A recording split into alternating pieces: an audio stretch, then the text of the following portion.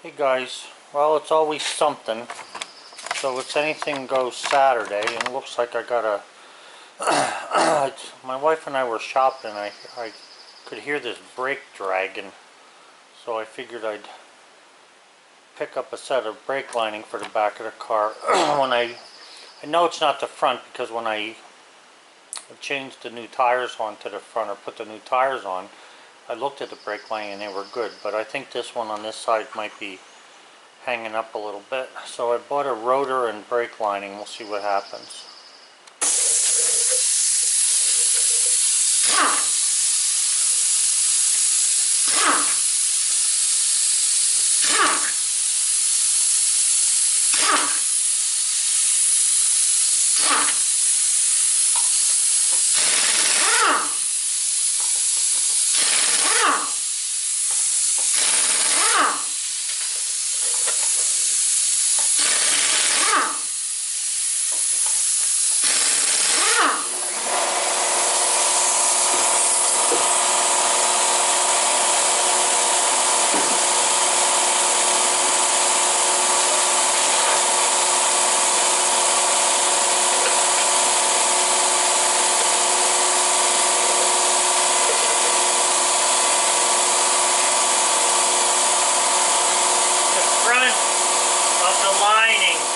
Facing me, or the rotor feels pretty good, but the back is all goofed up, so that must be hung up. The rotor, sometimes you have to replace them. Sometimes you can just screw the piston back in and it'll work. So I gotta see what's wrong with it.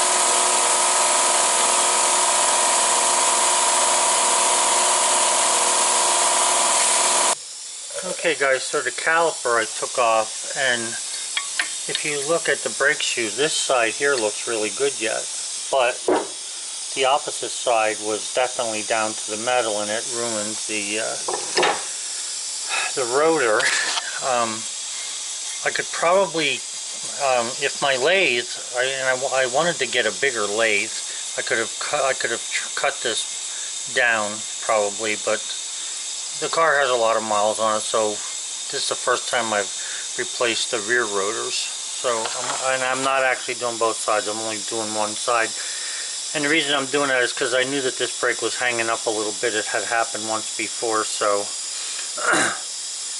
yeah, if you look here, you see all the mud that's on there? I mean, it's so freaking ridiculous. This is the only thing I don't like about living up here, is the mud is utterly freaking ridiculous on that road that we live on.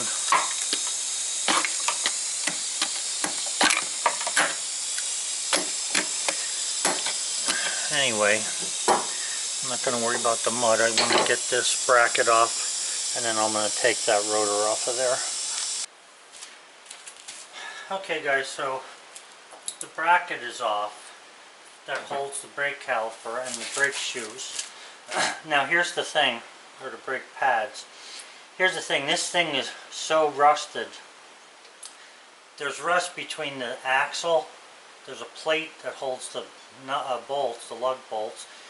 There's rust between there and this rotor.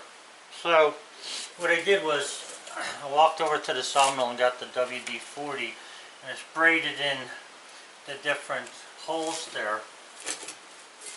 And I let it soak a little bit. Still, you know, really hard.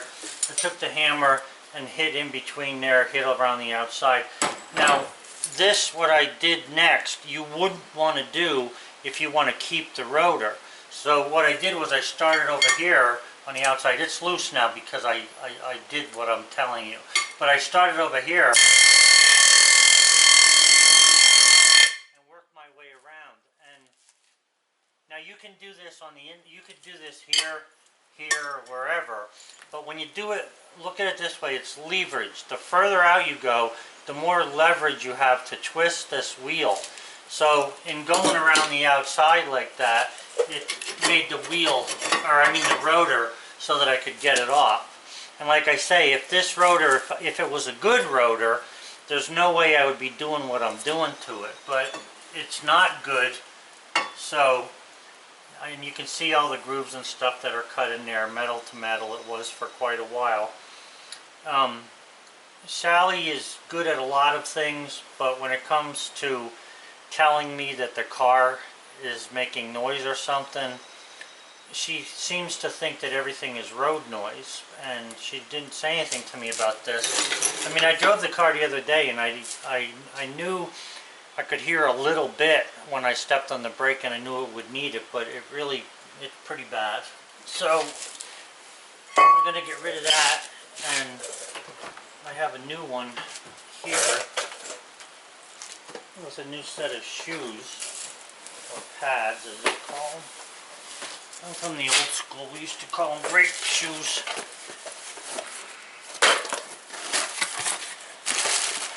So anyway, I'll clean that up a little bit before I put this on there, but basically that's it. That's all you need. I want to clean the oil off of this too. They oil them up to keep them from getting rusty, which is a good thing, but you don't really want the oil on there. So basically it's just a matter of taking the new and slipping over to the old. I got to clean this up a little bit. We very seldom use the emergency brake, so the emergency brake pads are still good. I'm not even going to concern myself with them.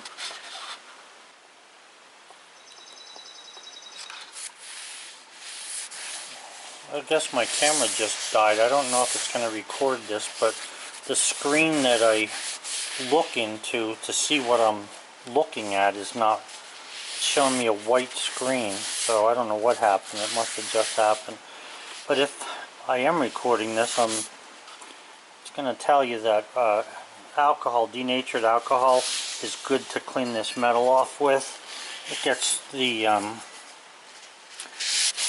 oil off of it, so you don't have to worry about having any oil between that and the brake. But anyway, so I'm going to put this on there, and then that'll be the end of my problems. I'll put this on and the new brake lining. Hey YouTube, so this is the camera. It's a Sony Handycam that I've been using for the past 2 years to make the videos that I put on my channel, and it doesn't have a way to have a remote mic, which I would like, but the cameras that I found that have a remote mic on them are $2,000, and there's no way that this channel can pay that or pay for that. At least that's what the boss tells me. The channel doesn't make that kind of money or near that. So I just wanted to show you that what happened is, I mean, the lens finder's open, or the lenses cover is open, and there's nothing but a white screen there no matter where you aim the camera, and that's all I have. So I had to get another camera. So I bought one just like it because I actually like it, and the good thing about it is the software comes with it to work with the camera photographs, and you know, makes it a lot easier to edit them when the software is the same as the manufacturer as the camera is. So there was a door on here that had broken off. The screen's white, and the battery cover used to have a thing to hold it on there, but it kind of wore off from use, so it doesn't really stay on there too well, and sometimes the battery would fall out in the middle of filming. But I like the camera, and like I say, I like the software. Also, you can see the wires there coming bare on it. I never used these wires coming out of the camera. I used to take the memory card out and use that to download. But I thought you'd like to see, like I say, it's pretty worn out. I dropped it 3 times in the past 2 years on a concrete floor, and it's held together with that. The only problem is that it just, in the middle of making a video on changing the brakes today, the lens, or the viewfinder thing, just went white. The camera still records, like you saw in the video there. I didn't know it was recording for sure or not, but now it's you know, I might be able to use the camera in a pinch, but not knowing what you're seeing makes it a lot harder to work with. So I guess this one's gonna bite the dust, or maybe I'll put it away as a memento of starting the channel, the YouTube channel. So anyway, the camera I have is just like this, except it's blue. And since the nearest camera shop to where we live is probably 150 miles away, I decided to just go to Walmart, and they actually had two of them like this, and I got one so that I would have a new camera to make videos, or a camera to make videos. I had used a Kodak camera for the very first videos, but they didn't. That used to take. It hardly gave me any minutes. I think I could get like 15 minutes from a video without having to put multiple videos together. So anyway, that's the old camera, just in case you're wondering what I was using.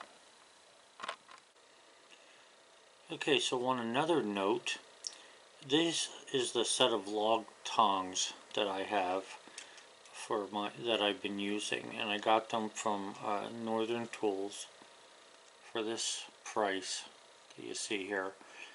And I'm coming up with an idea. When I was in the excavating and building business, I used to put a lot of water line in, and when I put water line in, we had a pipe clamp that was made similar to this, but it didn't have the points that are there. It didn't have the points that dig into the log. But the thing is it was able to grab cast iron and steel pipe.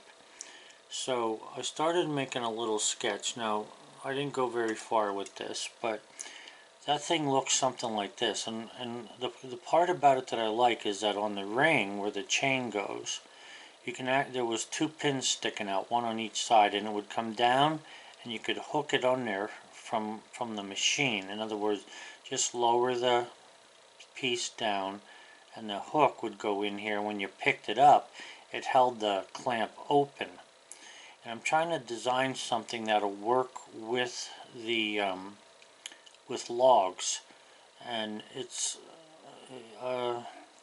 but I don't want it to dig into the log, so it has to just be able to grab the log, you know, between these 2 points, somewhere below the widest diameter of the log, somewhere on the, you know, as the log turns narrow, where the flitches would be on the bottom, for instance, something that would grab that, and that I could still release it when I want to, because it's a real hassle for me to get in and out of the backhoe all the time. They be loosening the other log tongue.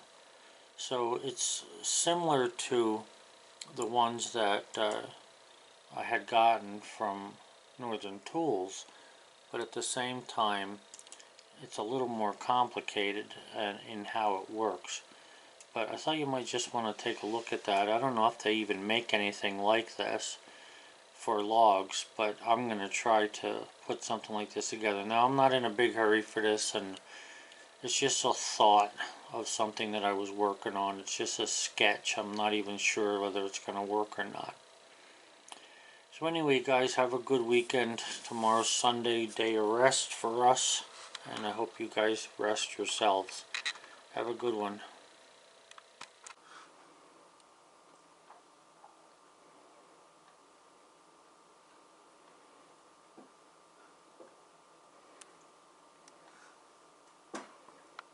That's the one with the butterfly.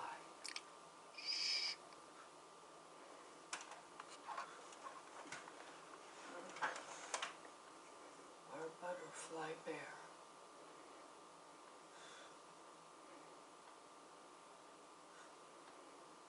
He probably lives around here.